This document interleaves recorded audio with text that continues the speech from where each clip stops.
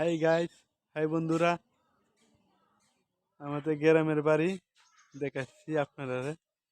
দেখেন পুরাটা আমাদের বাড়ি, উঠান, বাড়িঘর, গোলঘর।